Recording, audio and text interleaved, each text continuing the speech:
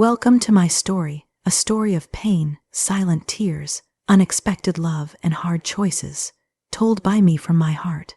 Because this journey changed my life forever, I still remember the day my life started breaking quietly, not with noise, not with screams, but with silence, the kind of silence that follows hunger, fear, and hopeless nights.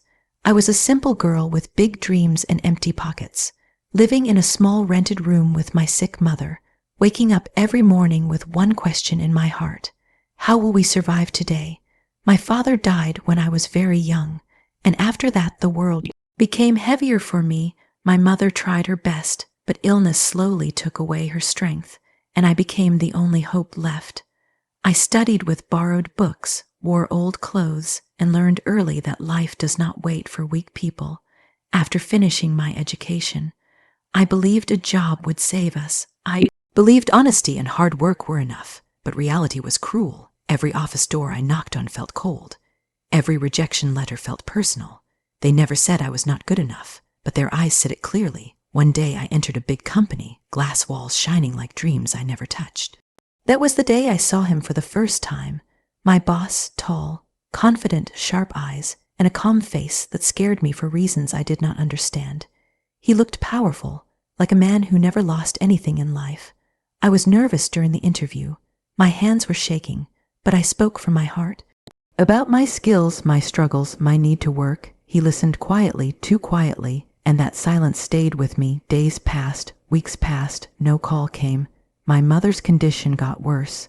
Medicines were expensive, nights were longer, and hope was slowly dying inside me. Then one evening, my phone rang. His name was on the screen. My heart stopped for a second. He asked me to meet him after office hours. Fear and hope mixed inside me. When I met him, his office felt different, darker, heavier. He spoke softly, but his words were sharp. He said he could give me the job immediately, a good salary, security, respect, everything I was praying for. But then his voice changed. He said life is not free, and neither are opportunities. My heart started beating fast. I wanted to run, but my feet felt frozen. Then he said the words that broke me from inside. He wanted to marry me, not for love, not for family, but as a deal. My ears refused to believe him. My eyes filled with tears. I felt small, insulted, weak, and angry. I stood up to leave, but before the door opened, reality hit me harder than his words. My mother's pale face, unpaid bills, empty kitchen, and my helpless prayers. That night I cried like a child, asking God why survival had such a heavy price. I hated myself for even thinking about it. But hunger does not understand pride. Pain does not respect morals. After days of silent suffering, I said yes, not with happiness, but with a broken heart. Marriage happened quietly. No music, no smiles, no dreams. Just signatures on paper and a promise I never wanted to make. After marriage, my life changed on the outside.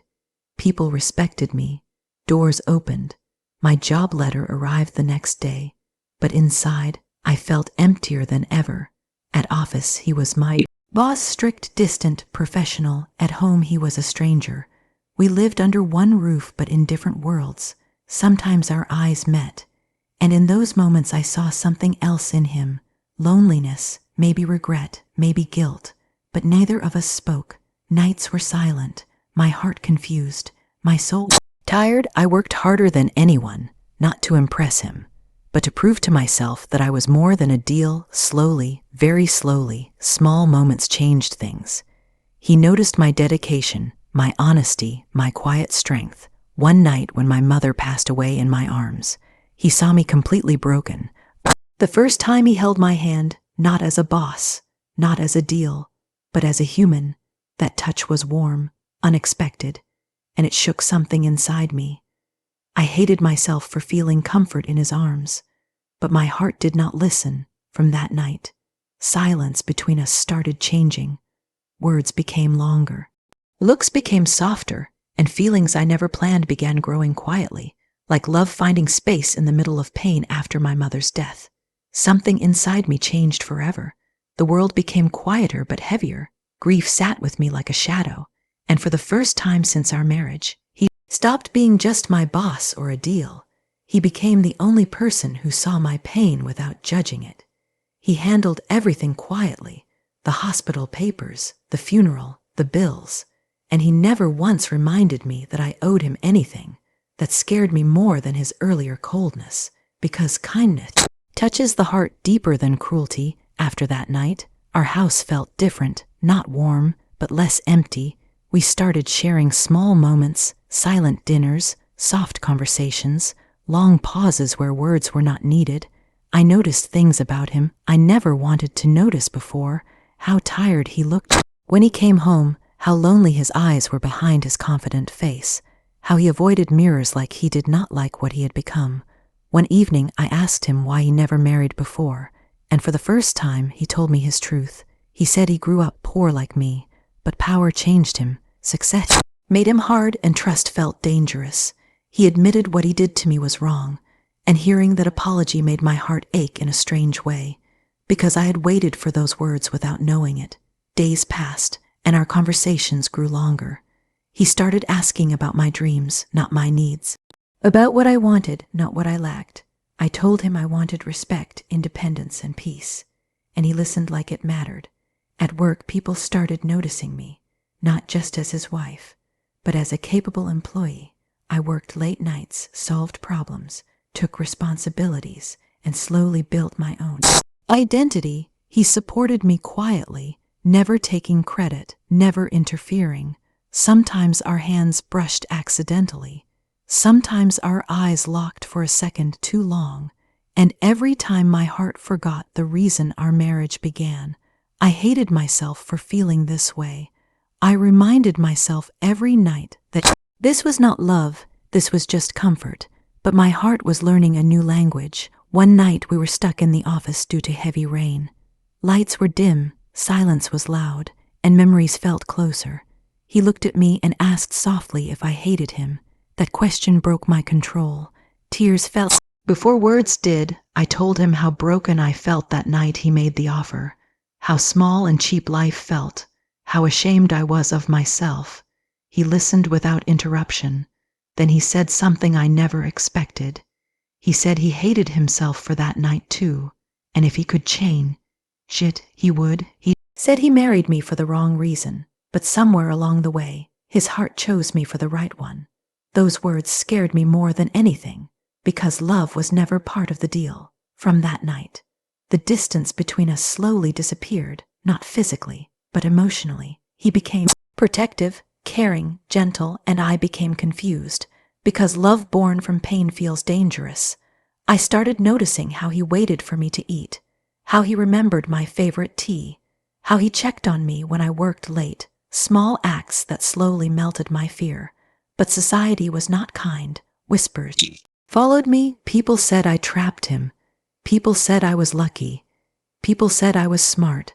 But no one knew how hard it was to trust happiness when it came through sacrifice. One evening, a woman from his past appeared, confident, beautiful, and sure of her place in his life.